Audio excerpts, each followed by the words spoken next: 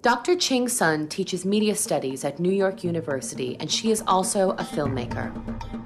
Dr. Chyng's new documentary film, The Price of Pleasure, tackles the issue of pornography, a problem that is greatly affecting people's sexuality and their relationships. While interviewing college students, I was surprised how entrenched pornography has become in many of their lives. You'd have to be living under a pretty big rock to not be able to have access to erotic images.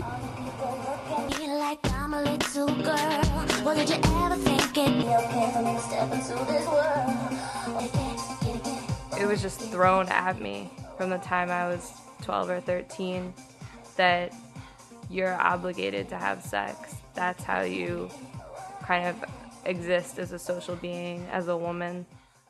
Pornography and popular culture have increasingly merged together. Many films, television programs, music videos, advertising, or billboards not only contain imageries that are sexually explicit, but they also eroticize male violence. When the night conquers light.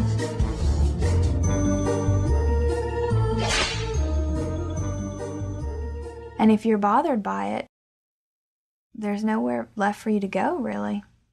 Many college students told me that pornography has become a part of their social and sexual lives. They often feel conflicted and confused, but don't know what to think about it. If you really want to understand pornography, you have to examine its production, content, and consumption. These three aspects are independent, but they are also interrelated in very crucial ways.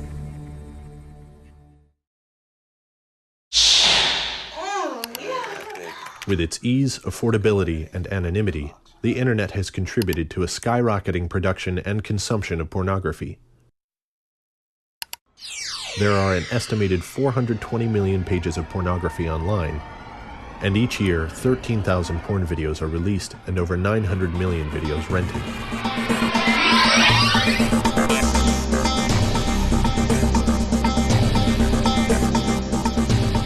How do these pornographic messages help shape our gender and sexual identities and our relationships?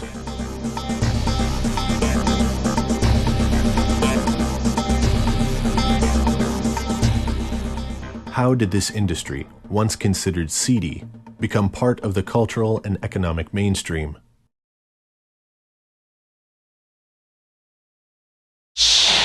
Defenders of pornography often argue that the critics of pornography often pick the worst kinds of pornography, the most violent, the most degrading, and then say that it is very harmful. But actually, pornography is very diverse. My interest is to understand what most people are actually watching. Dr. Chyng has also done extensive research on pornography. With a team of scholars, Dr. Sun designed and conducted a large-scale research project that analyzes popular pornography. Our research team randomly selected videos from a list of most rented videos. So the viewers were selecting what they want to watch, and we were just sampling from their choice. They found that 89.8% of the scenes included either verbal or physical aggression. 48% contained verbal aggression, mostly name-calling and insults, while 82.2% contained physical aggression. 94.4% of the aggressive acts were targeted at women. Many people think that if pornography does not cause rape, then there's no effects.